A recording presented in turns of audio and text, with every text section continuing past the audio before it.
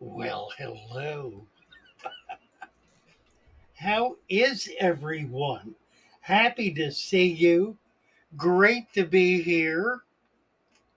I'm feeling okay.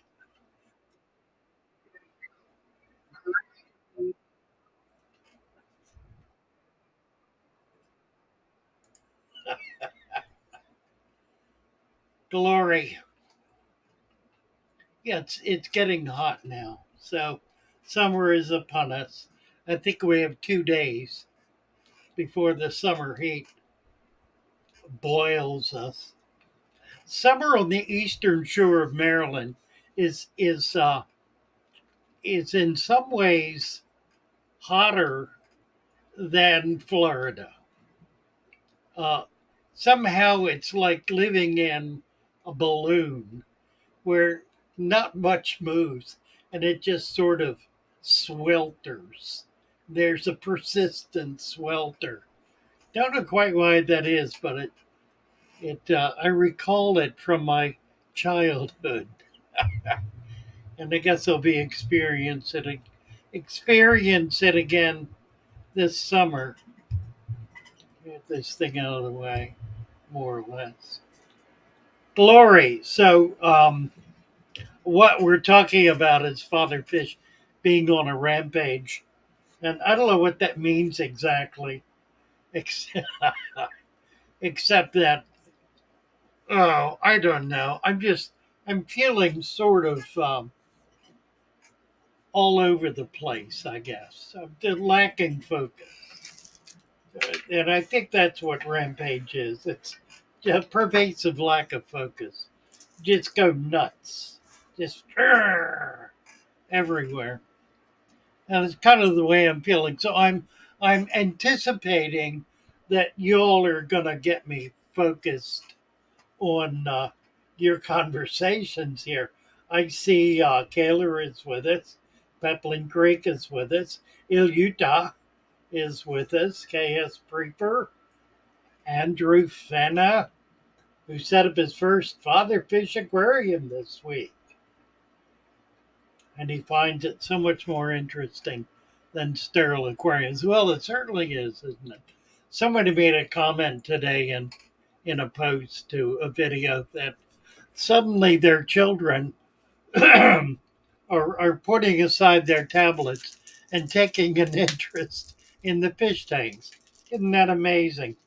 Yeah, when you start bringing life into them and make them something that represents reality, then reality does have a way of being superior to the fantasy of I don't know, of AI. I guess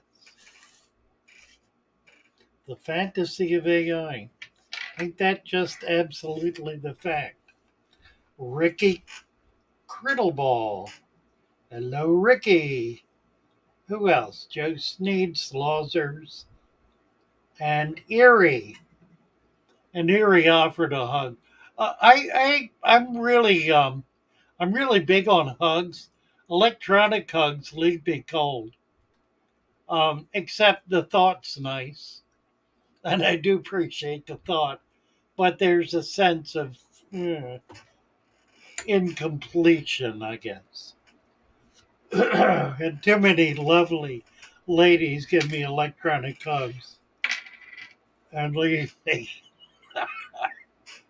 I don't know, feeling unsatisfied. So, Glory, John Packer. Hello, John.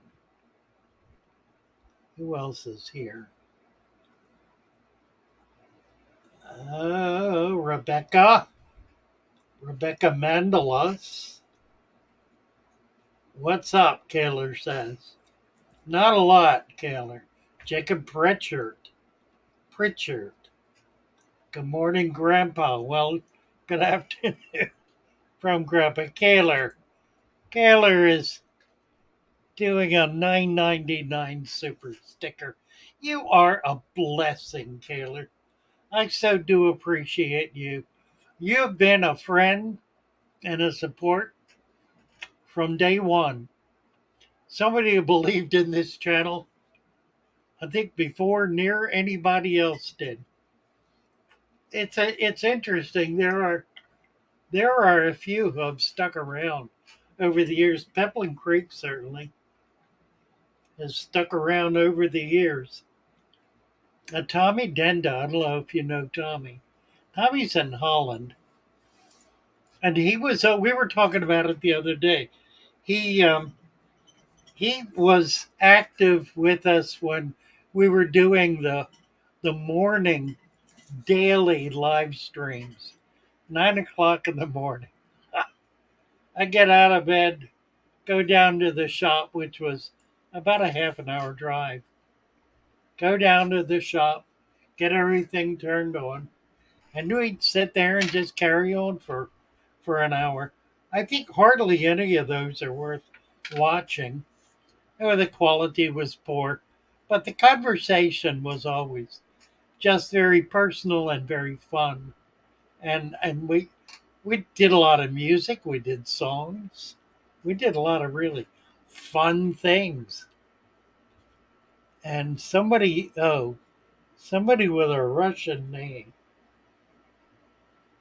See if I can find it here. I grew up in Parkville, Maryland, and I can't say your name because I can't understand the Russian alphabet. Recall the humidity making it hot. Southwest Texas has triple digits, but it's dry. Here in the Rockies, it's dry, but the sun heats things. Yeah, it's the humidity. That's really what it is. The humidity here on the shore, I think, is slightly higher than Florida. Florida has more, I don't know, what? I guess because it's between the Gulf and the ocean, it just sort of blows through better. There's more air flowing through. It just gets still here where nothing moves and no one. And we're coming in. Vicky Mandelos, I'm a new child. Vicky, we're going to give you a wrench so you will feel right at home. Because we can't have you feeling like you don't belong. But as a new child, you are loved. Who misses those? Hilyuta misses those. Yeah, they were fun, weren't they? Baragon Gamarov. Greetings from Germany. Welcome, Baragon. Sounds like a Lord of the Rings warrior, doesn't it? Baragon. Julie Zepnik. Really enjoying listening to videos. Been very healing. Bravo, Julie. You know, that's so much a part, curiously, of what we're really about here. I mean, I've done this fish thing long enough to have a pretty clear intuition about what it is, why it is. Remember back when I was in my early 20s, having a conversation with another fellow my age. We were both keeping fish and reptiles and whatnot, and trying to figure out why we did it. What was it about it that we that just made it such a desirable thing to do? What addicted us to it? And I really could not answer the question then, but I think I can now. And it's simply that it's addicting. It it gentles the soul. It brings one into a right relationship with nature and with God, with the Creator, because to be in a right relationship with nature now get this, it's not a theological argument. To be in a right relationship with nature is to succumb to the harmony of nature.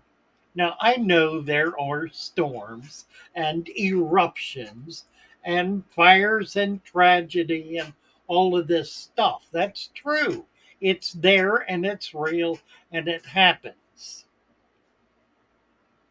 And it is the exception. Now, isn't it really, really the exception? The line from the healing video.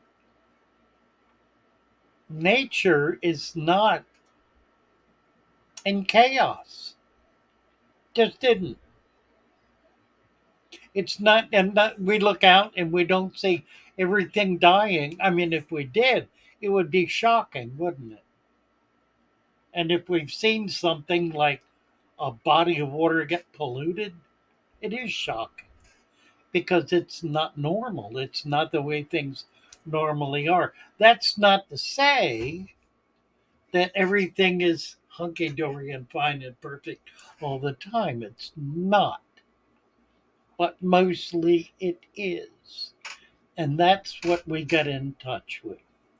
So that when the hard times come, we're able to kind of roll with it and realize this is not the way things normally are, the way things ought to be, or the way things will be once we get over this hump, if we get over this hump. And I think that's the other part of it. We need to go to bed at night. The older I get, the more I can do this, better I can do it. Go to bed at night and feel okay. I'm good. My bucket list is not exactly topped off. Oh, here comes my niece. Come on in. What are you doing? Oh, you brought a betta. Come around here. This is Brenda. Oh, I pulled the mic out. Brenda and what am I doing here? Can well, I'm losing it all. This is Brenda and Ron. Brenda. Hi. And Ron. Brenda's learning. Yeah, let me get you. There we are. Learning how to do the plants. She's been helping me out with the plants. Let's see. Come aside a little bit so we can get you both in. Can I do this? There he is. There he is. Right. And you brought a betta. Yes, I did. Crown tail. I saw this earlier today. There's a little shop. It's sort of a shop. It's a funny little place, just a few miles north of us. And they had some bettas in there. It's a nice blue crown tail. He's pretty and he's healthy. I went in today. It's nothing like I would ever do.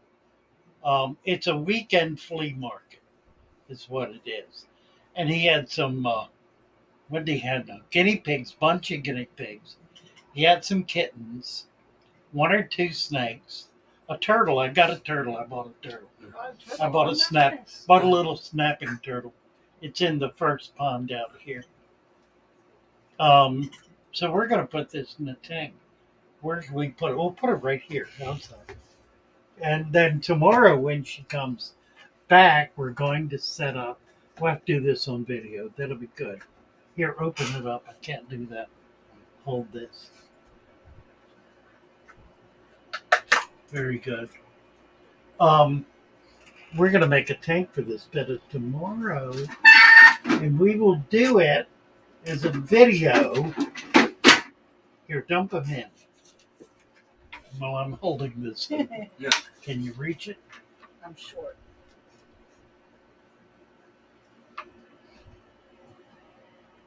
Just dump them. That'd be good. Where'd he go? I don't see him. Where is it?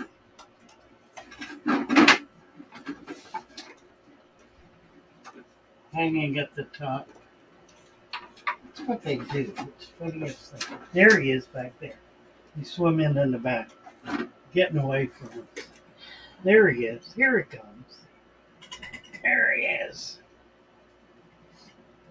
Oh, he's curious about everybody already. There are no other bettas in here, so we're safe, I think. Pretty guy.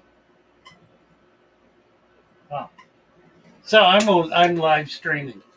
We got how many people we got here? We got 80 people watching. Thank you. Let's see if I can get this back. And it's just been basically chatting about what's going on here. Let's see. Grab a seat. Have a seat. Pull the chair in if you want. Can you get up there? Yeah, pull the chair up. Silver Creek. Hello, hello. Triple digits in north central Texas. 106 degrees. Oi. If it got to 106 here on the shore, people would drop dead. Oh yeah. Yes, they would. Most everybody would drop dead, I think. That would be disastrous. I wouldn't come out of the house. Wouldn't be able to breathe. Let's see. Oh, this is Justin. Justin is American. He studies Russian. That's why he's writing his name in Russian. I see. Should change my name to English letters. Well, that would make it possible to read it. Maybe you don't want anybody to read it. Let's see. 3G. Hey, 3G. Julie Zetnick. Yeah, we did. We met Julie. Julie's brand new. Now, did we? I think we gave Julie a wrench. We did. But YouTube, of course, is being slow on the uptake, so she hadn't got it yet. Rebecca Mandelas. I think we gave Rebecca a wrench. No, we did not. But we're going to do that right now. Do-we-do, do-do-do. Barry Klein, been a member for 4 months. The tip for using a wet dry vac to get rid of duckweed was worth the price of admission. That is interesting, isn't it? Yeah, I got one over here in the corner. We can demo that. That would be fun to do. Let's do that. Here, Brenda, grab that wet vac, plug it in. There's an outlet just to the right. And then we're going to move you, Ron, because we need to get in that tank right there because it's full of duckweed. Ooh. And while you're moving, take that big roll. Huh? Take that bubble wrap roll with. No, the bubble. Well, that too. Yeah, move your chair so you can sit over there. Or sit in the big chair. That'll be that's better. Big chair. better for you. Old men need big chairs. All right. Okay. Where's the bus? It's behind the stand. All right, now what do we need to do? We need to take this off. This is going to be fun. This tank is full of duckweed. We can almost reach it. Let's see.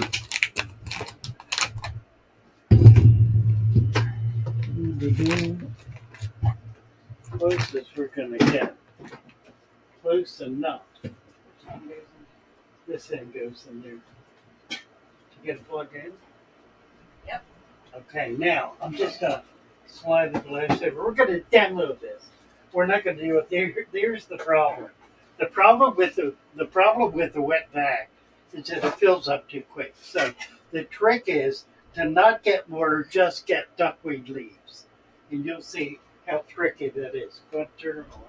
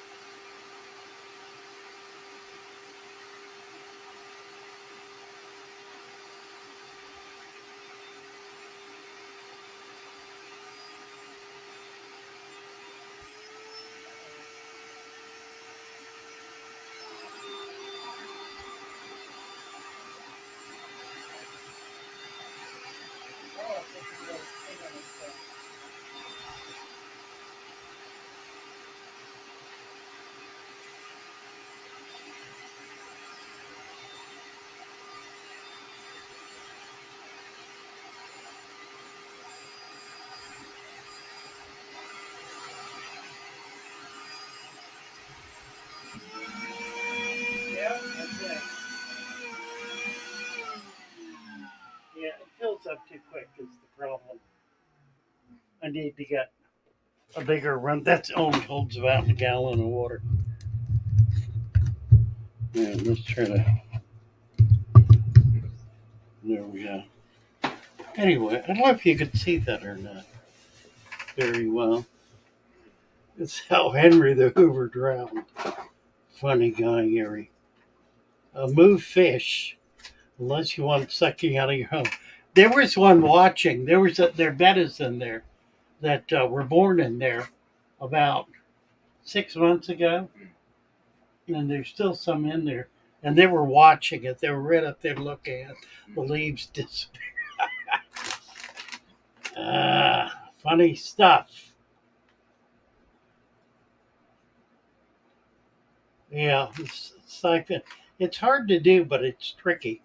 Um, I started doing that with a big vac at my shop, and then I got a smaller one, bigger than this.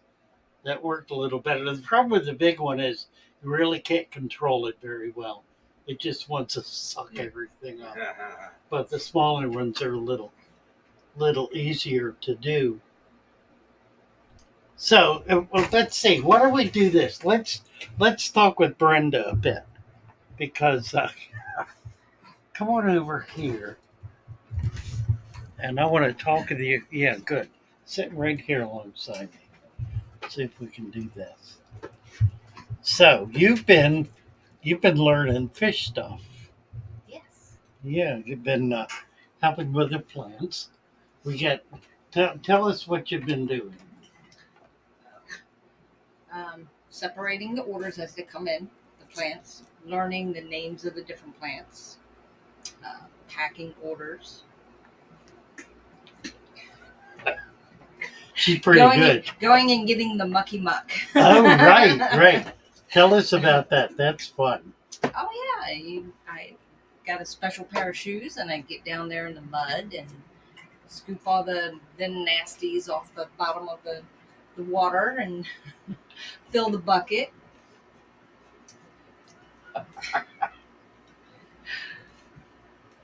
Just fun kid stuff. Getting dirty. Right. That's the other part. I was talking about this before you came in, about why it is we do this. It's fun. It is fun. It's like being a kid again, which is why kids like to do it because it's a kid thing. But it's more than that too. It's also, just a tremendous sense of peace, and that's really what I was into. Was talking about the whole nature thing with it. But then I remember she grew up in the same place I spent my summers. She grew up on Cat Island on the Eastern Shore. Her grandmother and my mother were sisters, and her grandmother lived there across the street from her mother, my grandmother. My grandmother. My grandmother was your great grandmother. And I used to go there every summer and spend at least a month in the summer and sometimes longer. And it was on the water, so we were out soft crabbing and mucking around in the creek and just kind of being outside. I remember once laying on the lawn looking up at the clouds, and it was mid-August. I remember specifically because it was like there were 2 more weeks until school started, and I was distraught about that because I wanted summer to go on forever. did not want it to end, and I only had 2 weeks left to lay there on the grass and look up at the clouds. That was the joy. Yeah, that's what it is. It's being. It's not just observing. It's really being a part of nature, and I think that's the thing that we really get out of putting these natural tanks together is that we're doing it. We're making it happen. We're gathering all the bits and pieces and bringing them all together and putting them in a tank. Now you can make the claim all day long that nature cannot live in a fish tank, but you're just a twit if you think that, because it not only can, it does. And it not only lives in your fish tank, it lives on your fingernail. I mean, really, there is nothing that escapes natural law, nothing that escapes nature. And so the fish tank really is, to the best of her ability to bring it all together, it really does demonstrate what goes on out there in that pond, in that ditch, and we can see it through the glass, just like the bettas she brought in. We can see how bettas live in Thailand, in the marshes in Thailand, by watching them in a natural setup tank like one of these, because they swim around the same way. They swim around the plants and the other fish and the stuff on the bottom. They're looking for food, and it's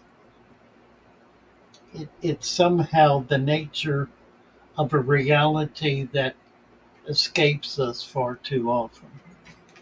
Let's see who else is here now. Silver Creek, Slaughter's, B.J. Palmer.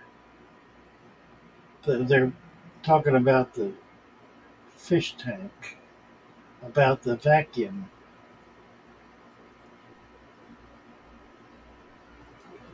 Bob says many times anger is displaced by peace, by things, memories that bring us peace. Like very long streams with driftwood and leaves. Yeah, I like that. I like that. Oh, Slaughter said I found a tree frog for the first time in my garden in Canada. It was so friendly. Was wondering what that weird mating call croaking was at night in my pool. So it was spring peeper, probably. Yeah, that's pretty neat. A Rampage live, cute and loving. Sean Graham. Oh well, we suckered you in, Sean. That's all. Officially, hello, hello. Good to see you. I was always the kid picking up frogs, looking for bugs. So fish tanks fit right in, says Slaughters.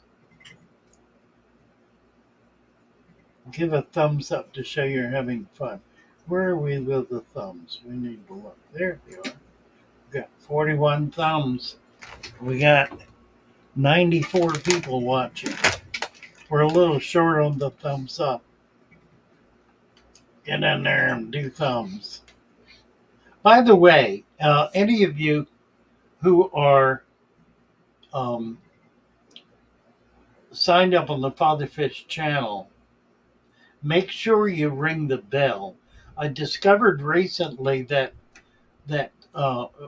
YouTube will only send notifications of our new videos to people who have clicked on the bell.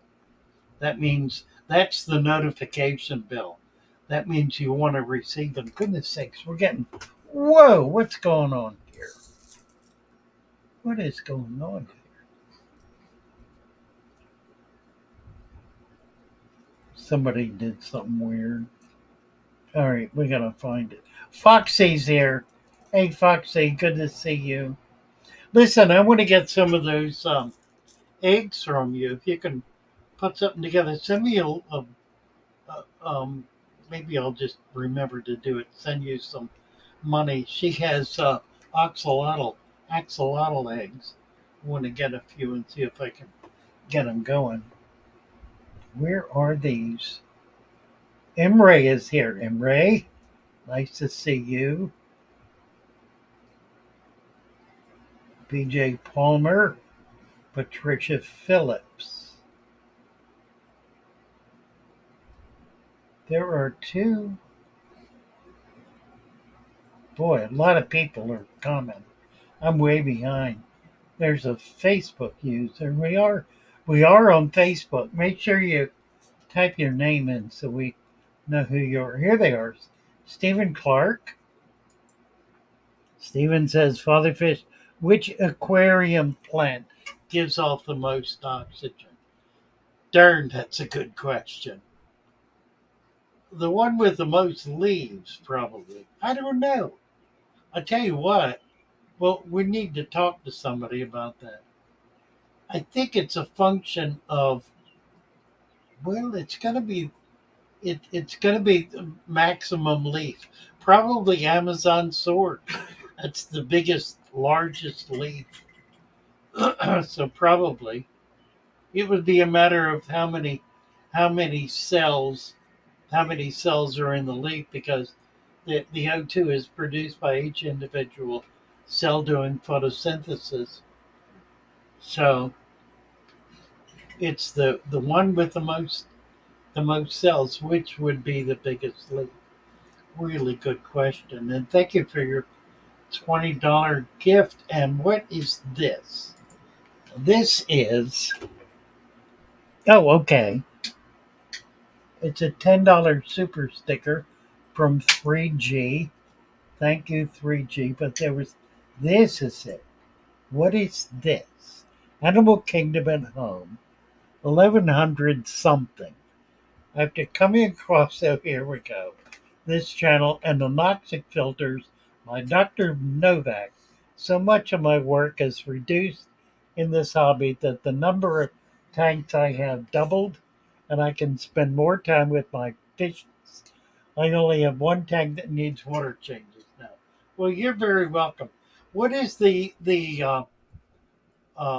amount? It's 1100. Is that rupees? Is this from India? That would be my guess. That it's a rupee, but I can't read it. Maybe you can comment back and let us know. Meanwhile, we've got 5,000 comments here. Pearlweed. Slugs are saying pearlweed gives off the most oxygen. It's the most visible. Yeah, where you see bubbles. But a lot of plants will do that. If they've got adequate CO2 in the water. And one of the benefits of the deep substrate is that it produces vast amounts of CO2, which the plants are able to take up at the root. Oh no, I need to get this up here where I can. There we go. So, Brenda, what is the most interesting thing you're doing right now with us? Learning how to put an all natural tank together. The With different layers, the substrate, the sand, and all the different plants that can go in it. And you've learned how. You've been mixing up the supplement. Yes. You've done that once or twice. A couple of times. Right. And that's great fun. That's hands in the dirt. Yes, it is. We've got how many different ingredients do we have? 11 ingredients in our supplement. Which one surprises you the most? Probably for me would probably be the baking soda. Because you've used it in the kitchen and yes. It just seems out of place at all. It does. Right. And it's probably one of the most important, because one of the problems with the deep substrate that I can get this up here so we can see it. Woo. That Wallstead. One of the problems that Wallstead described with the deep substrate is its tendency to become acidic and to create hydrogenated acid that kills fish and everything else. So by putting the baking soda in, we're we're creating a buffer that prevents it from becoming acidic. Okay. It just holds it. It holds it in the alkaline uh, in the alkaline realm. Let's see who else is here. AA says, "Oh, AA, we need to give you a wrench." Here we go. Whoop. 5-year-old son very excited to start an aquarium says devote him 8. My dad has a 20-gallon for him. He wants a betta and coolie loaches and lamb chop raspberries. They're so cool. To be a little school. Would that be okay? Sounds wonderful. Absolutely. That'll be perfect. And a 20-gallon, that'll work out really well. Absolutely. Sketty no not. Hello, Sketty. Put the finer grade fluval stratum at the bottom of the normal bigger kind layered on top. Slaughter sand. Well, I don't use any of it, but it's not bad stuff. Slaughter says your son has good taste. Who's he talking to? Don't know. I'm going to be here for hours. You need to go. We do not have any tanks yet, but I will be setting up my first all natural tank tomorrow. Tomorrow, that's right. We're going to dig one out, get something for the betta and get it going, and then we'll do another one. Yeah. So your house can be full of them. So you're willing to hang around.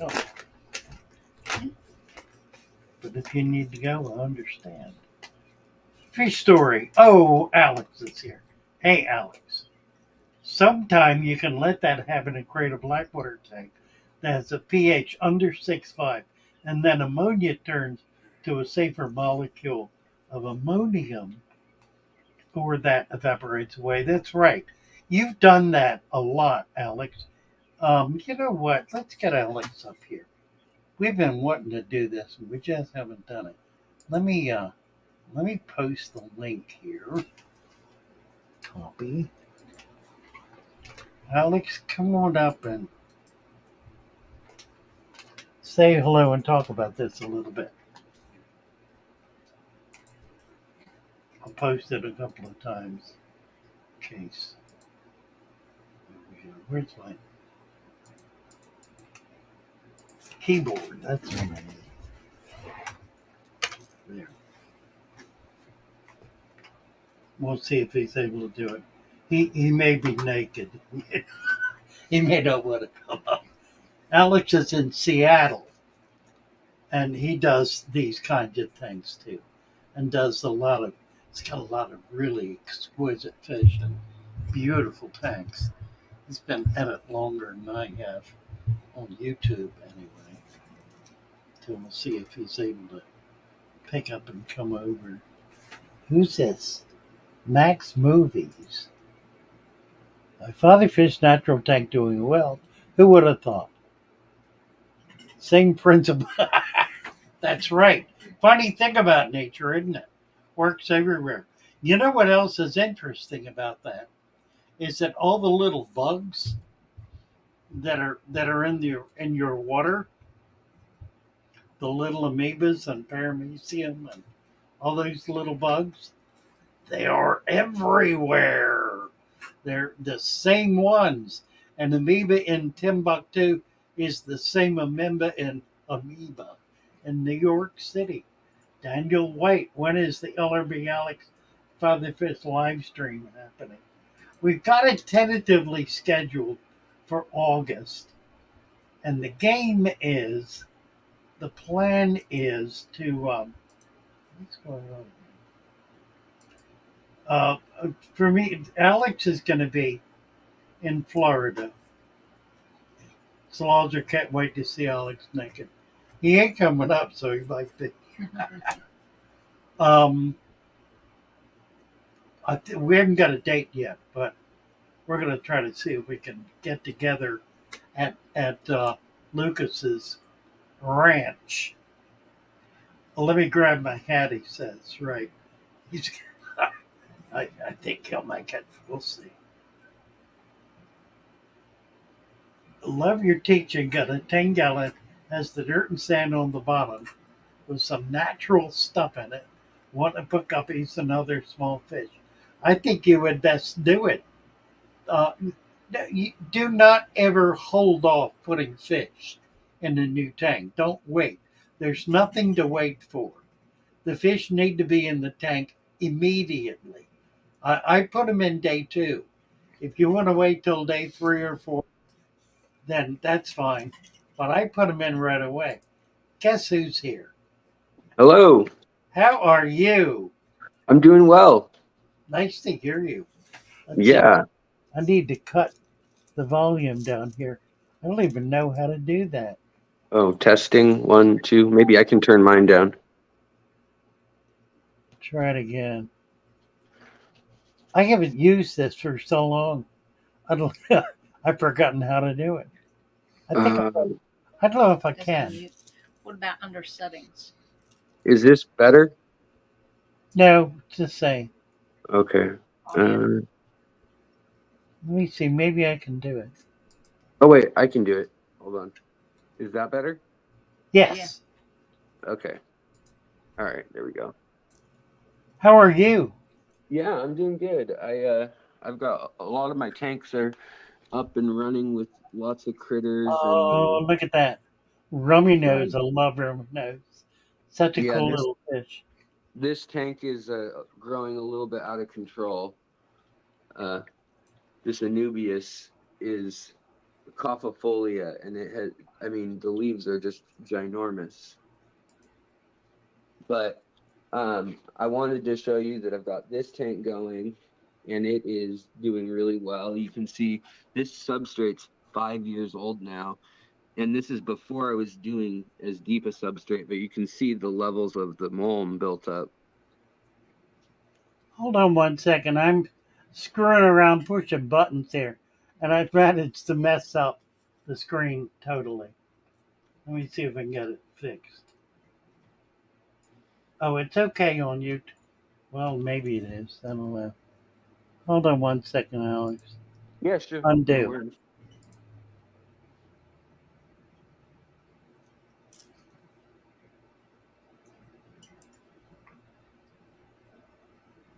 What in the world have I done?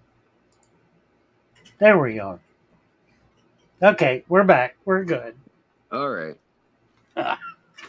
So yeah, this substrate is going on 5 years old right now, and it is not very deep. I mean, it's only 3 inches maybe, Hmm. but you can see the line of about an inch where it is the iron has precipitated out and oxidized, Huh. and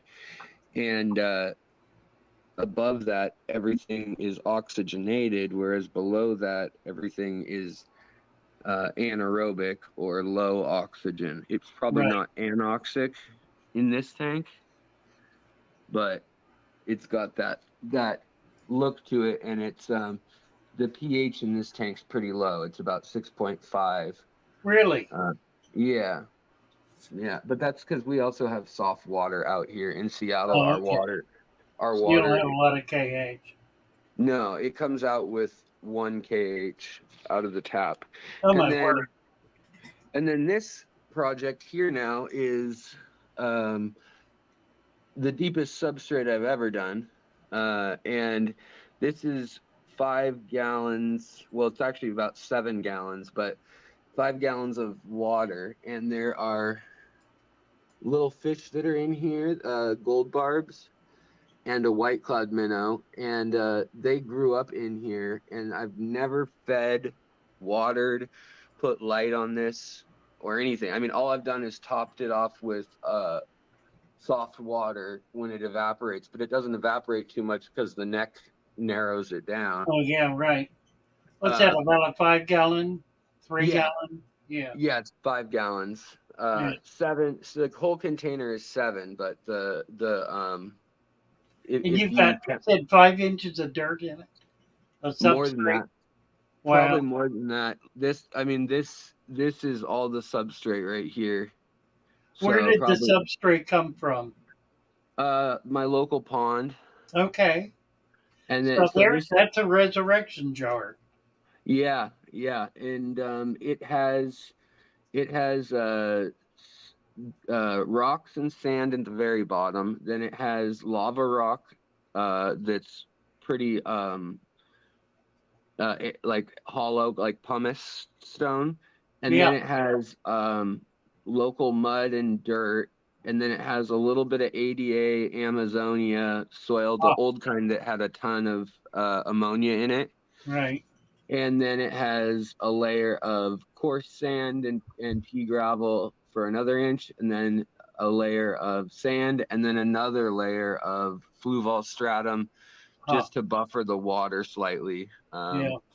since the water's so soft. And then it's got crypts, it's got a few kinds of algae, and then it's got malawa shrimp, seed shrimp like ostracods and Yeah. scuds, and then it's also got creeping jenny that's grown out of it, and papyrus minima Oh, growing cool. out of the Yeah. top. But Nice. that immersed growth really helps in that I can take care of. It's removing the ammonia of the fish because it's growing all the way from the substrate, and creeping jenny is just a weed, Right. but it really grows up and out of there Are we pretty seeing well. the fish? Did we see the fish there? Yeah, Yeah. Well, look at that. They're pretty good size, aren't they? yeah, they need to be moved, but the goal was to see how long could I go without feeding or a light or Right. anything, just to kind of prove the method, or the Right. way you and I tend to kind of do things. The balance. Yeah. Yeah, and then this The tank food over web. here is similar, but it has a hollow PVC tube running through the bottom corner, and then there's lava rock all around it, and then several layers of substrate. And in the back, it's 9 inches deep, whereas Wow. in the front here, it's more like 4 or 5. But this tank is also going on 4 years, I want to I say. remember that tank. Yeah. Yeah, I'm sure you remember this one, but this one is just grown so crazily out of its box right now. This is all Persicaria that's local to me, and it's actually flowering right here right now. Oh, nice. And then I've got a colony of blue dream shrimp in here, a whole lot of them. And then there are a few cories, lots of snails, and then there's a whole big collection now of um, two fish, which is the dwarf pencilfish and Huh. the micro rasbora. Nice. Are they Yeah, spawning? yes, yeah, both of them are spawning. So and it has a little bit of algae, but that's because I run the light pretty frequently in this thing. Mm, yeah. Uh, but yeah, whereas like this tank has hardly any algae at the moment. I mean, if you look really close, it has some on the glass and some in the molmy area, but it's actually a very clean tank, Right. without doing water changes, because I've stopped completely now doing water changes other than top offs, unless I'm trying to start spawning, kick off a spawning cycle or Right. something. Right. Yeah. And then And I they're have a all new, crystal clear. Everything is crystal clear. yeah. And I was gonna say, I have a new friend that I want you to meet. Let's see, is that showing up? Let's see if we can get him to come to the top. Come here. Here, I'll get him out with a worm.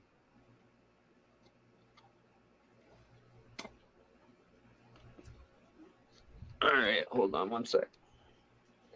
I got a little snapping turtle today. Oh, did you? Yeah, he's about 3 inches.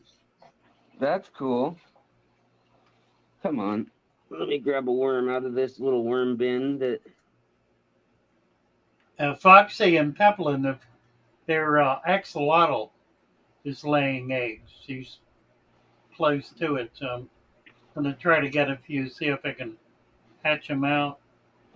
Oh, look at that. Oh, how wonderful. So, yeah. Now, what is that? That is a pumpkin seed fish. That's what I thought. Right. And he is a terror. He is probably the meanest fish I've ever owned. Huh. But he is really pretty. They're stunningly beautiful fish. Yeah, he eats these worms, though, like there's going out of Right. style. Is he in by himself? He had a lady friend that he dispatched of, unfortunately. Is that right? Oh. Yeah, They're pretty rough customers. Yeah. So, I mean, like, here's another worm we can give him.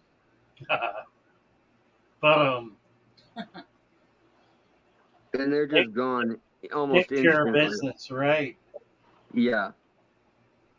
But he's in here, and I have an air stone going just because I wasn't sure what he'd want coming from the wild. Like, he's wild caught here and out of cold water. Right.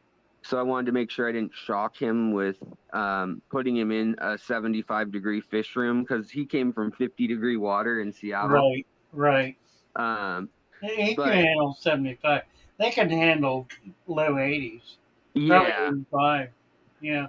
I just didn't want him to. Beautiful fish.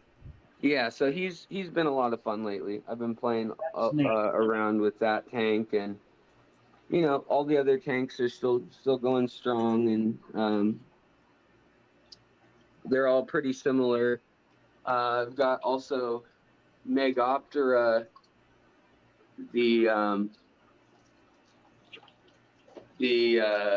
where are they? They're hiding in here somewhere. But this is a new Epistogramma species that Okay. just described about 3 weeks ago. Huh. And you can see there's a lot of algae in the tank, but this tank has a pH of 4.5. My word. Where are they from? They are from the deep recesses of Colombia. Oh. And yeah, the upper Orinoco. Yeah. The upper Orinoco is technically right. where they'd be from. Huh. And then I figured I'd show you this too, which is a 2.5 gallon tank with a shop light that I got from Home Depot. My favorite light. Right. Yeah. No filter. Right. And these are my little baby shrimp colony. Look at that. Little gold. Yeah. And Cool. I've already sold since November when I started this tank. I've sold about 65 adult yellows out of here, and I started with 8 yellow adults. And nice. Yeah. And then I've also got, to see if it can be done, we're now going on 5 months of tangerine tiger caridina shrimp. Oh, far out. Good for you. Same way. Nice. What's your pH? The pH in this one is around 6.7 with the KH of 2, TDS of 90, and the pH or the GH is around 6 or so. Real low. How critical do you think that is with the caridina? It's still pretty critical, but the tangerine tiger strains are getting pretty sorted out. Whereas for years they were really inbred. Yeah.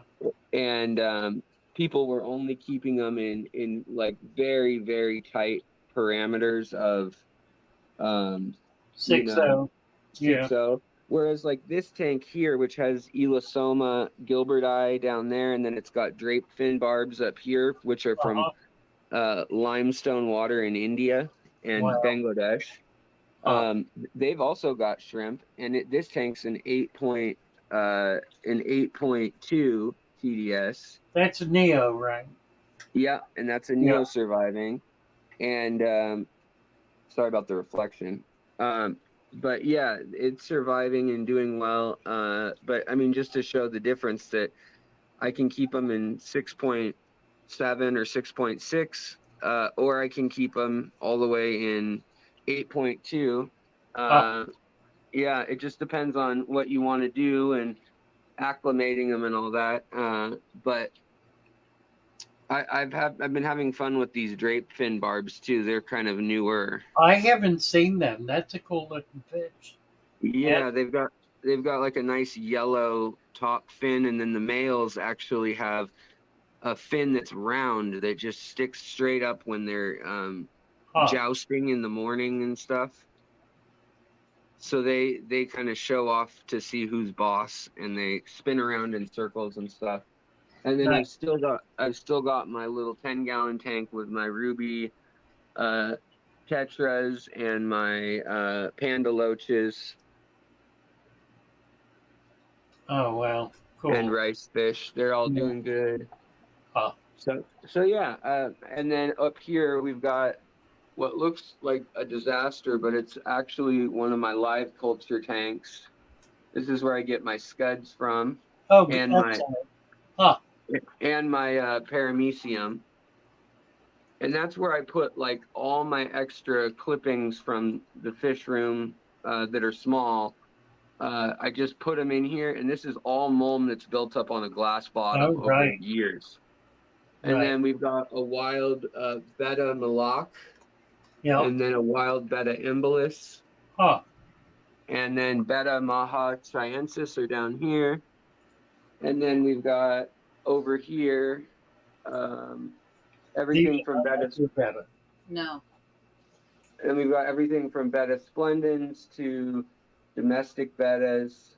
Um, and then here we've got a female that's ready to, she's just about ready to spawn again. Yeah. This betta. Small eggs. See the She's white been, spot? It sticks right out. yeah, Yeah. she's definitely got the stripes down her side, Right. and the belly's ready. And then this tank I've had since you've known me also. So I've had this 5 or 6 years now. But this is my Malawa shrimp tank. Oh, okay. And Huh. and these are technically a Caridina species too from the island of Sulawesi. Oh, But really? but you can see there's babies, there's Well, lots of pregnant ones, and these are living with a bunch of half beaks oh, and really? Cool. So the then some. happies are eating the babies? Yes. Nice.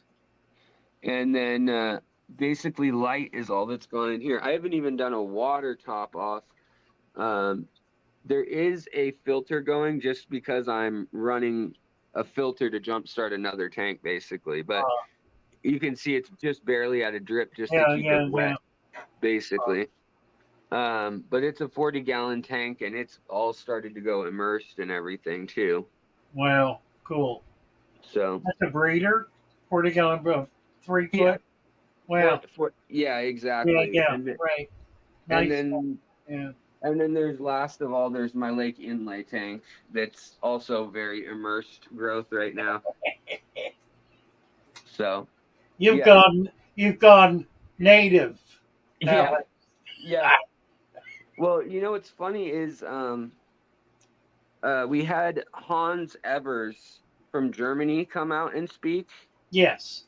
and he asked to come to the fish room, and I was really surprised because he's been all over the world. He's a very well-known guy, but he wanted to come over, and I thought it was going to be for, I don't know, some reason, or maybe YouTube related or something, But Mm. it was he wanted to see the jar that I hadn't fed in a year. He didn't think it was Oh, possible. no kidding. Yeah. Wow. So Nice. yeah, Yeah, that's but odd because he's collected all over the year, all over the world. he has. I mean, he discovered the Luminatus pseudomagills, the Yeah. orange ones. He discovered the Malawa shrimp too. So yeah, it was kind of surreal to have him standing here, but that I was neat. bet. That was this week, so earlier this week. Oh, really? Huh. Yeah, and then the Steve Lumden or Lumstead, who started the Wet Spot. Yes. He was his like guide or chauffeur for the Oh, trip. I So see. Uh-huh. yeah, Huh. but yeah, I most of my tanks are really acidic. I have to work really hard to get the pH up in my tanks. Yeah, I have to. I'm at 8.0 and almost everything. Okay, Very hard yeah. water. Yeah. You know, after visiting Lucas and seeing that he had so many tanks that were cycled like heavily based just on substrate and hardscape, not even the plants playing a role yet, and they were still supporting, things as large as cichlids or rope fish, things like Right. that. It really made me kind of rethink that thought of with the BCB baskets and BSB baskets and things. I don't know that those are doing as much as might be thought of. I I agree. I think that it's just the surface area that's being useful. Right. Um, at a small scale. I mean, I know the science is sound at a large scale, but I don't think there's enough room in a tank under a few hundred gallons for it all to work out. But what amazed me is just that I've started experimenting in little tanks, like not even doing deep substrate, and you don't have as much room for error, that's for sure. But it is amazing how much with a very textured substrate, even if it's thin, it's the surface area on it that also helps get that first layer of bacteria in. So Hold it's on a minute. I need to say goodbye to Brenda and Ron. Catch you later See on. you in the morning. Okay. Take care. bye. Bye. We'll get that together tomorrow. That'll be fun. I'll see you Leave it bright and open. early. Yeah. Okay. Yeah, but I think people don't give our tanks and nature enough credit for finding the balance. They will. Now, I think what comes into play is room for error if for some reason you had an ammonia spike, or a big die off of something. That's when the deeper substrate is so helpful, or the Yeah. long Right. term health of plants, or whatever it may be. You can kind of decide which things you want to be redundant. Like you could add a filter too, and if you, I'm thinking about making a video just about this in the coming days about. I think somebody asked in one of your streams last time I was in here, can I put Oscars in a filterless tank?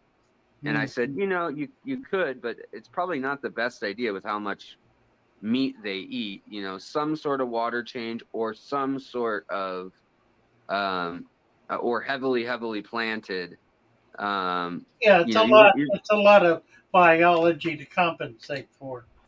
yeah, exactly. And when you think about a lake or a river or a stream, it's definitely not just in a box. You've got a Right. whole, marsh or river and ecosystem and acres surrounding that drainage that are helping Now it all. I had a 500 gallon 10-foot tank Oh wow, yeah. at the shop, and I had big fish in it. 2 3 foot. I had at one point there were 4 clown knives that were 3 foot long. Wow. a couple of shovel nose red tail cats, Yeah. and then some big Oscars and probably 10 to 15 fish that size in there with a better than a foot of substrate, pretty much just sand, but it had been set up for about 5 years. Wow. Now, Um, I never had I had some plants growing in it, okay. but they were kind of tough on plants. But there were Sagittarius and swords Yeah. growing in there. Never had a problem with that tank. I did filter it. Yeah. I had a canister because there was so much water, and with that many fish, you got to have movement. Yeah. Yeah. And there's some fish that just want movement too. There's like hill stream species. They can live without it, but they color up and they are more happy with some level of movement. Yeah, But with tetras or blackwater species or labyrinth fish, all of those seem to do great without any movement well, whatsoever. they're basically pond fish, Yeah, yeah. really. Puddle You fish, know, yeah. yeah, puddle fish, right? And but Gorgeous yeah, thing. I've been thinking about planting lately, and looking at the Dutch system, and you're kind of modified Dutch. yeah, it's I usually end up calling it jungle Yeah, Dutch. yeah. I want to Sometimes it do it though. I'm going to get into it because I'm dealing in a lot of plants now. I've yeah. got I've got 25, 30 species of plants Oh coming in yeah. every week, and I send out packets that are actually 15 different species of stem plant in the package. That's Plus, great. I Yeah. throw two extra in as a quality control in case something doesn't make it. But so I've got access to a lot of different kinds of stem plants, plus all of the Anubias and cryptocoria Yeah. and all that. Well, and I mentioned it in a recent video too that a lot of people think they're failing with their plants with Anubias or Java fern or sword plants or bulbitis because they're so slow growing that they end Yeah, up that's getting right. algae. Yep, And right. and Well, that's Vitus not is a good example of that. yeah, and they're not Yeah, that's not failing, but it's just that's when you need to realize like stem plants are going to remove your nitrates, hornwort, kabamba, bacopa, things like that, exactly Rapala right. ludwigia. Yeah, Whereas your really slow plants like the Java ferns and the Anubias and Bucephalandra, they're pretty, but if they don't have moving water or low nutrients and soft water, they will build up algae because the leaves last a year or two sometimes. exactly. That's right. Uh, so you either have to just live with the fact that you are okay with that algae, or if you don't like that look, you have to decide to do something different. So Yeah, I was just thinking about one of the videos that's been most popular has been the algae is your bestie. yeah. I've got 250,000 views on it. Oh, I'm thinking nice. about doing it again. Yeah. I want to update the algae video. Yeah. Well, I mean, it is in my opinion, I want to have like 10 to 15 species of algae in all my tanks, Yep, but I don't yep, want any one to take over. to dominate. Right. Yeah. Well, that's And right, and that's really the key. It's diversity again. The yeah. more biodiversity you have, the more control you have. Yeah. And that's like this tank that you remember from before too. This tank has probably 60, 70 species of plants in it over the years. Yep, And a lot of them are very fine plants that people say you can't grow without CO2. yep. But I have so many plants in here and a high powered Twin Star S series light that puts out 6,000 lumens Uh, that that way I can actually at night, the plants themselves release enough CO2 that by the morning I still have CO2 in the green, but the test kit for what a CO2 count would be. So it actually has its own, the density at a certain point hits kind of a threshold where it actually gets the colors, the pinks and the purples and the reds, that you would get only with CO2 normally. It can happen organically if you have enough light. Right. So that's been kind of a project to see if I could keep those species alive. Whereas in a low light tank or a tank that comes with a kit light from the big box stores, it's just not going to support those little fine, Rotala red butterfly and Yeah. Ludwigia super The reds red, and the things. red, yeah, the red leads. Yeah, Yeah, exactly. yeah, Even something like Bacopa and baby tears, yeah. really a highlight plant. Yeah, same with anything carpeting. A lot of people want that carpet Yeah, look, and exactly. Right. other than maybe stargrass and valsinaria, really most plants don't want to do that unless, or maybe some pennyworts and things will, but you need a decent light strength or natural light on it to Right. accomplish that. Right. Yeah. By the way, I set up a greenhouse. I'm You gonna. did? I did. It's 20 feet long and 10 feet wide. I've so far got 8 tubs in it Oh, with dirt wow. in the tubs, and I'm putting plants in them. Oh, that's great. Yeah, I'm excited about it. Been wanting to do that for a long time. Amazon has a deal on greenhouses. You can get a 20-foot greenhouse for under $200 delivered. Wow. Really? Wow. Is it like a little like curved one? Yeah, round, right? Like a Yeah. half circle. Yep. It's Yeah. 7 feet, 7 feet at the peak. So it's really a perfect size. Yeah. Is that what Easy you to ordered? assemble. It. I had a guy had a one of my nephews came over, assembled it in about 6 hours. Wow. Went right up. That's cool. I'll have to look into that because, in Seattle, I get so tired of how short the season for tubbing Yeah. is, Well, you know. I'm gonna do a double wall for the winter and put some kind of heat in it. If I can keep it from freezing with Yeah. plants, that's all you need. The plants can tolerate cold, Yeah. Yeah. and That's a lot of great. fish can too. Not all of them, but a lot of them. Yeah. Yeah. No, that's great. That's cool. I'll have to check that out. I didn't even ever think of such a thing online.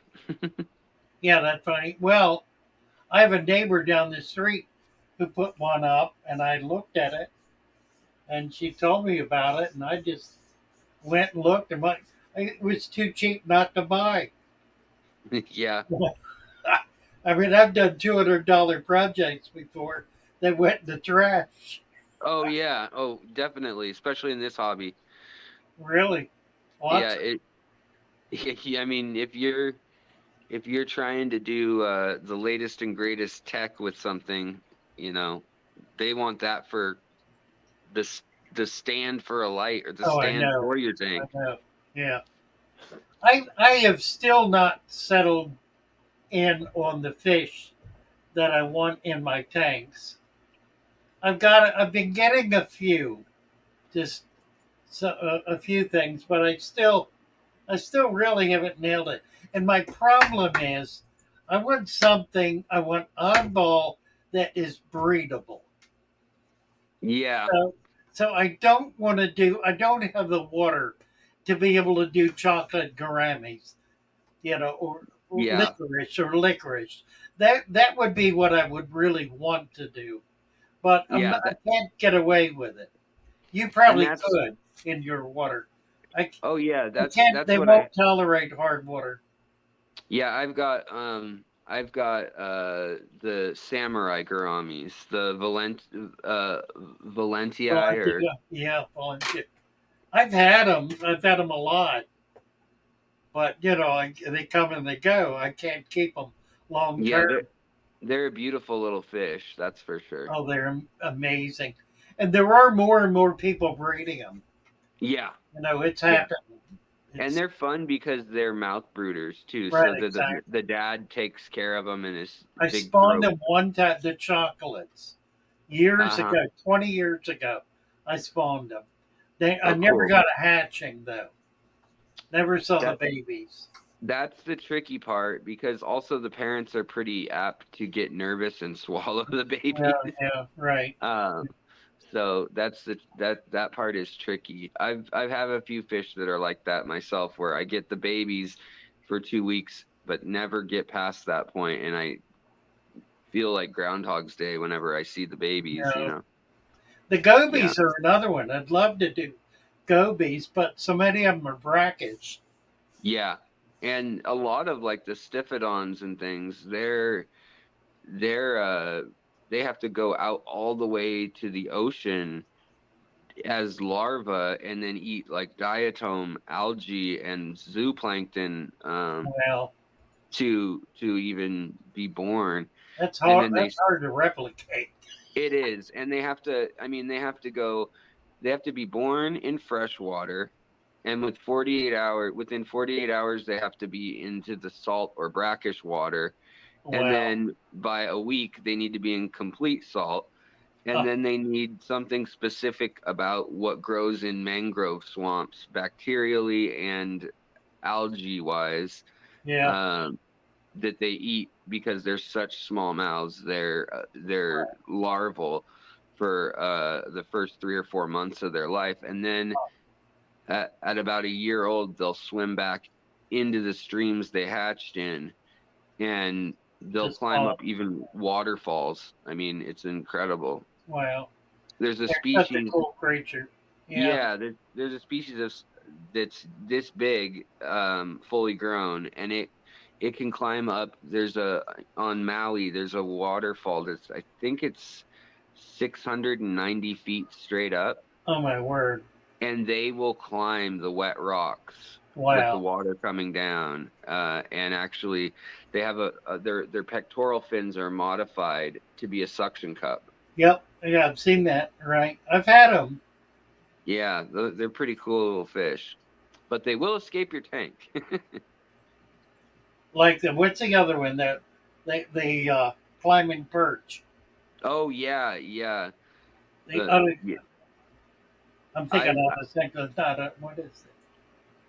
That it's there's not the coming. walking catfish, and there's the climbing perch, and then there's the marsh killie that lives up in logs and things in cypress trees. Um, Oh, yeah, the marsh or no, the cypress killie that lives down in the Gulf and in Florida. That one, I mean, it can live out of water for as long as humidity stays at 70% inside a log or tree trunk.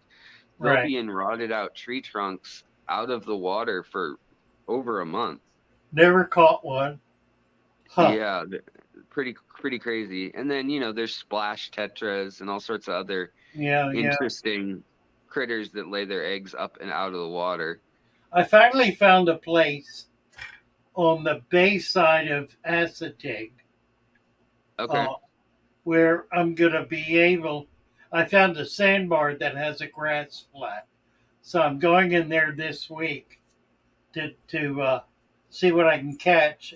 And I'm going to Oh, be cool. setting up. It's really a salt tank. It's really not brackish. I mean, it's right at the ocean. Yeah, yeah. That's cool.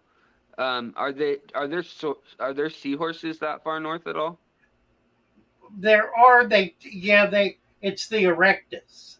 Okay, the The big larger one. ones. Yeah, what I would like to get is the pygmies. Yeah, yeah. God, I had a knockdown, drag out battle with a guy last week. I was calling him pygmy seahorses, and he said, "You're a liar. You're a fraud. You're a liar." They were only discovered last year. He was talking about dwarfs, and I'm Oh, using the word pygmy. yeah. So he took me to task for not knowing the difference between pygmy and dwarf. Oh, I only know that dwarf. I only know that dwarf sometimes flags you with the algorithm because they think it's a derogatory term. Oh, that's funny. Yeah, Oh, I've had a few really? videos demonetized because I had dwarf in the Honestly, title. I've only used pygmy. Yeah. Well, and the I funny part got is, taken to task for it. But there, yeah, if we have a chance, yeah. I'll take you to a collecting spot where we'll be able to get 1 inch seahorses. Wow, that's They're cool. so cool. And I've gotten them in, I've caught them green, white, yellow, brown, and of course the typical gray, but with extensions and without. So there's a lot of Wow, variation. Yeah. that's cool. Yeah, those are incredible creatures. And they're a lot hardier than the regular one. They much easier to keep. I think mainly because they're smaller, they're not as demanding, and Oh, yeah. they can eat microfauna better. Yeah, so they can probably eat your whatever's in your tank as your kind of microfauna. Yeah, yeah. And Yeah, it's easy to keep microfauna in a salt tank anyway. So sure. they And you tend can to go do to the better. store and buy it nowadays. Yeah, right, It right. wasn't always that way, but Yeah. yeah, yeah. Like when you look at places like Bulk Reef Supply or whatnot, I mean, the products they have now are quite insane. The different isolated elements of seawater. It's It's amazing, isn't it? Yeah. it is. Yeah. Well, they had to do it because of the coral. Yeah. Yep. The coral require a lot of nutrients that are just a little tricky Yeah. to Yeah. try to grow out. Although I found if I could get caulerpa and other macroalgae Yeah. and get them wild and bring them in, that brought a lot of culture in. Oh, I bet. Yeah. I could see that. You know what's interesting is that pumpkin seed fish, when I brought him in, just the fact that I brought him from the wild, I didn't pour a bunch of water in from the lake. It totally changed all of the algae in the tank. And Wow. I have three kinds I have never seen in any other tank Huh. just from him. Wow. Yeah. Well, fish carry an awful lot of bacteria on their slime coat. Yeah.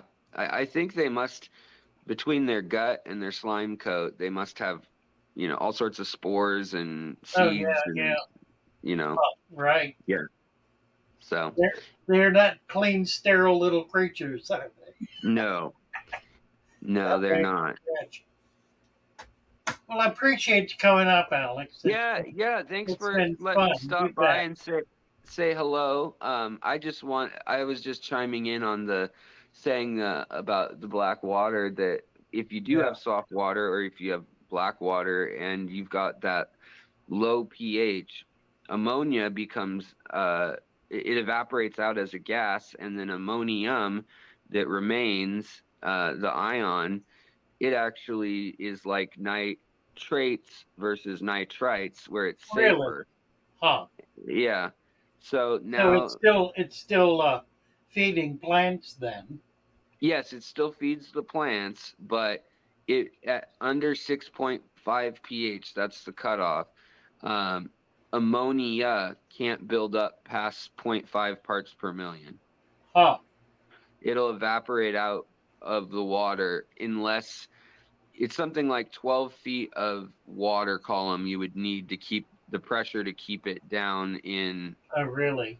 in the water, but we don't deal with that in our aquarium. So for Yeah, all right. our purposes, What um, about bacteria at low pH?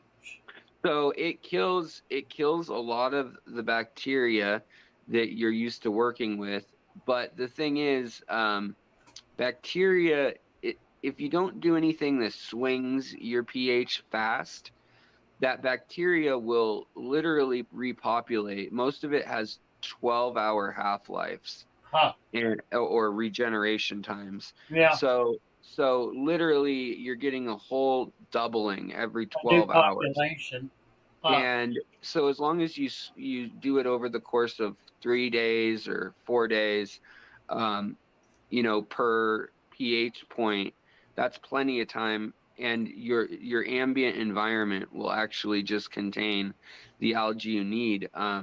Just like when you cycle your tank, as long as there's some sort of ammonia or food for it to eat. But when it's in low pH, it doesn't work quite the same, and they're doing a lot of studies on it right now. They think it may be the yeast and maybe even a fungal and mycorrhizal type Huh. relationship with roots, that is doing the conversion, because in the low pH environments, plants want ammonia really bad. They'd rather have that than nitrate or nitrite, but yet it can't stay in the water, and so that's why they seek out the substrates with it. So if you Right. have a substrate system that locks it away under a cap and contained, then your plants can really go gangbusters. But if you get down in past in much lower than around 6 pH, most plants, their cellular biology starts to deteriorate and they start to die, because it's too acidic. Now you can add plenty of botanicals and things, and there's plenty of immersed plants that have roots or trunks that will withstand that acidity and grow up and out of the tank. But they need that atmospheric oxygen and Right. atmospheric Right. CO2 to be able to do that properly. So it's kind of interesting, but I'm hoping they finish doing some research on. They found in a pond in Brazil last year. I want to say it might have been the year before, but they found a completely cycled ecosystem within this dry season puddle, and it had none of the nitrobacters in it, but it was fully processing the nitrogen cycle, and it was yeast that was completing Huh. the cycle. And so they were trying to figure out Huh. what's going on, but what it creates as its byproduct is nitrous oxide, or laughing gas, Oh my word. and it needs sulfur and iron to exist, that yeast. Huh.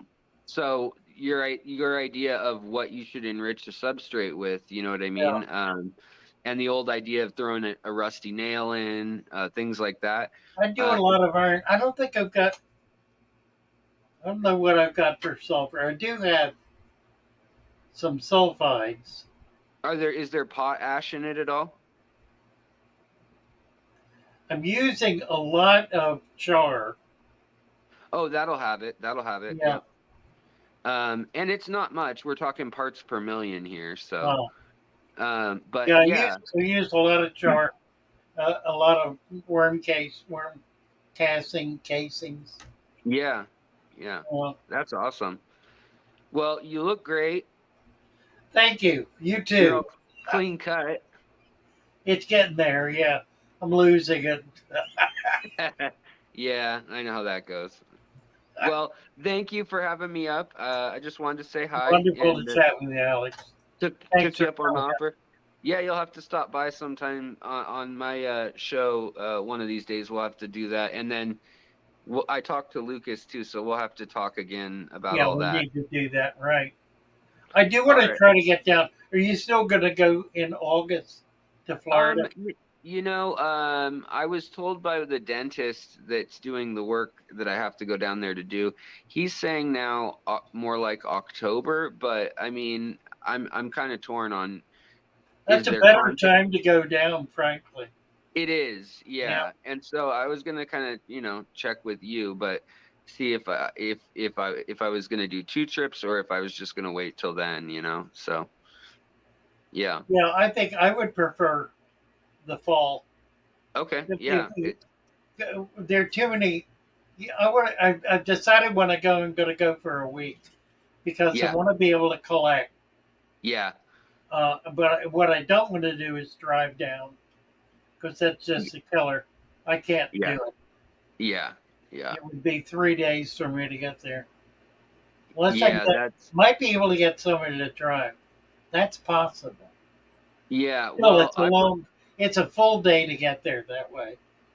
You're yeah, losing a day. Whereas if you fly, you're there in a couple hours and you haven't yeah, lost the day. yeah. For me, it's 7 hours. Yeah, right. So, flying is the only option for me, Right, really, right, unless I'm going to spend a right. month. But Uh, yeah, well, I'll let do you. what I'll Kenny let you did. go. What's that? Do what Kenny did. Yeah, exactly.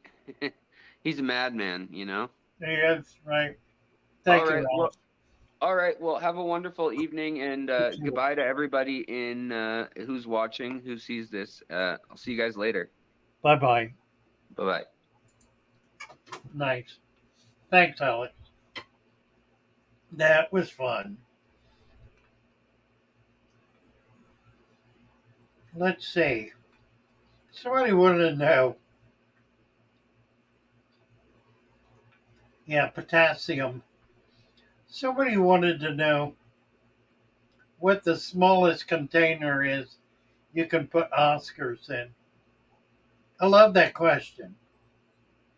Um, I've kept Oscars in 1 gallon tanks very, very successfully. In fact, I've kept them probably pretty much by the hundreds in 1 gallon tanks. Um, right after they hatch, and then when they start swimming, you got to feed them, so you wind up having to put them in something a little bigger. It's foolishness, foolishness. An adult Oscars get 12 to 18 inches. It's a big fish. It's like a bass. Not quite that size, but comparable. So if I were keeping Oscars, I tell you the way I like to keep them is in tubs, 100-gallon minimum tubs. They do really, really well in a tub because they like to hide. If you got some rock work in there, something they can hide easily. They're not crazy about glass tanks. A tub is ideal, and you could probably keep a pair of them in a 40-gallon tub. That would be a little tight, but if they're not too big, like 6 to 8 inches maybe, you could keep a pair of them, and they would spawn in that if it were a decent pair. Other than that, the tubs I had were all 1 and 200 gallon, bigger, like bigger tubs. Smallest tank for Oscars. There it is. Um, well, there you have it. You can keep them in a 40. I would not try to keep a pair of Oscars in a 40 breeder. It's too shallow. A 55, probably a 55-gallon, would be realistically the smallest tank to keep to keep one or two Oscars in. Two if it's a pair, or two females maybe. You're not going to keep two males together like that. You can do trios, gets to be a little iffy. Best thing to do is to get like upwards of 5 little ones, grow them up together, and just keep getting bigger tanks as they grow. You'll wind up giving a couple of them away and having one or two in a 55, and that's perfect. I mean that works okay. I'm giving out some wrenches here to folks. Meep.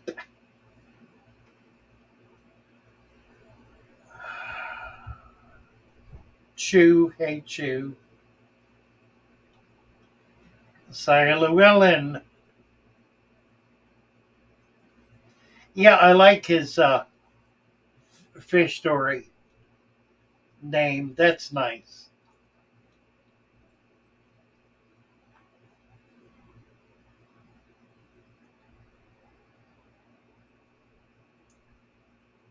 Beast fish. Oscars are a nice fish. Big fish put out more ammonia per inch. Well, that's right.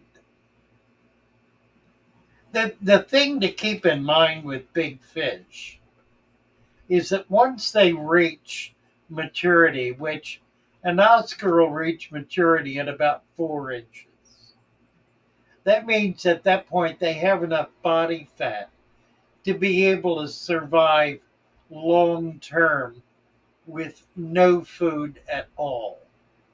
And by long term, I mean months. So as your fish get big, fish like Oscars, a lot of people like to feed them to see how big they can get them, but it's really cruel to do that because they don't live as long. It burns out their organs, and they'll die in a shorter period of time if you feed them sparingly. Once a week at the at once a week at the most. Once every couple of weeks, even once a month. I had a friend, Henry Hall. Henry Hall kept big fish. When I met him, he had 40 tanks in his basement with one fish in every tank. The smallest tank was 100 gallons. So he had whatever that is, 4,000 gallons with 40 fish. He had a 6-foot electric eel, a 3-foot shovel-nosed catfish, pacu, like that. Big stuff. He even had a caiman alligator, a 3-foot caiman. He fed once a month. He would make a trip out of Baltimore up to Frederick, Maryland, about a 2-hour drive, and go to Fish Hatchery Road, where there was a goldfish farm. And he would buy goldfish once a month. He'd buy several hundred small. The small were 4 inches.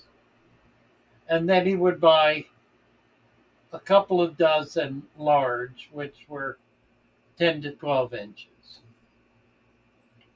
He would come back and feed them all instantly. Everything would get fed in one go. Didn't hold any back. It all went. Everybody ate. Everybody ate heavily that day. Then he wouldn't do it again for another month. And the fish, when I met him, he had some of those fish for 20 years. So it did not slow down it slowed down their growth rate, it slowed down their metabolism. They lived longer because of it. Because it didn't stress the water quality. It didn't stress the fish's organs. It didn't create an environment for bacteria. He had bare tanks that were all in bare tanks. No light, bare tanks, ambient light. Sponge filters in a drip box sitting on top of the tank with an airlift, lifting air onto that sponge. That was his filtration. He did not do regular water changes. When the water became acidic, which it tended to do, he would go through and do water changes to those tanks that were becoming acidic. Occasionally he'd miss it and the fish would act up. It would start rolling over.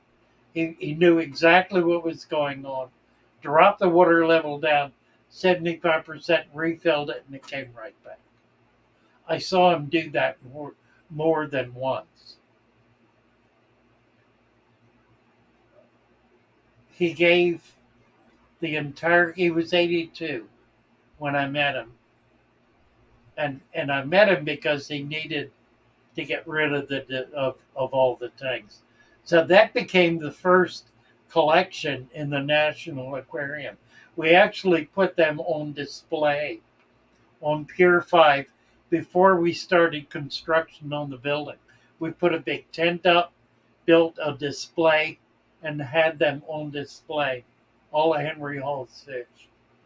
And for all the tanks that came out of, had them in a big circle in that big. It was a circus tent. It was fun. City Fair came along. We had a line that people were angry standing in line. We learned about that though. Learned about the importance of controlling the crowd in order for people to have a quality experience. Sometimes you had to wait. Otherwise, it was ruined. Well, anyway, it's 7:41. I've been babbling on. Wonderful to get Alex up here. That was great fun. Blake Duncan. Going to give Blake a moderator's wrench. Oscars are beast fish. They are. They're so cool. Chew, nice to see you. The fish keeper. Got a wrench for the fish keeper. Asaya is here. Asaya Llewellyn. You're welcome. Top Secret Aquatics. Gotta give Top Secret a wrench.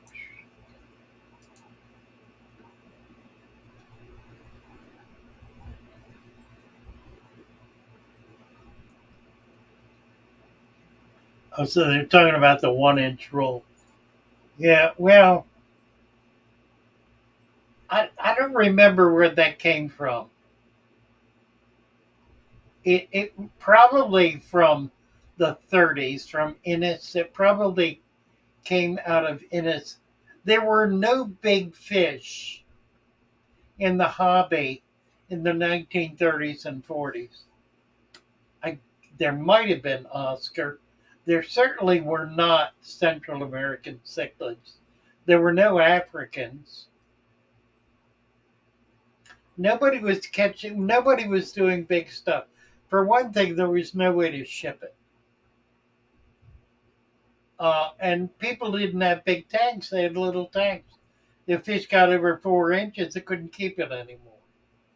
So there were some fish, plecos, for example. When they started bringing plecos in, that was in the 50s and the 60s. And they were the giant species. So that was horrible. Corys were the salvation of the cleanup crew. Trying to think what else. It was all little stuff. So the 1-inch roll made sense because there were no fish that got bigger than 2 to 3 inches that anybody was going to ever have. So it was at a certain time in a certain place it made sense. Certainly doesn't anymore.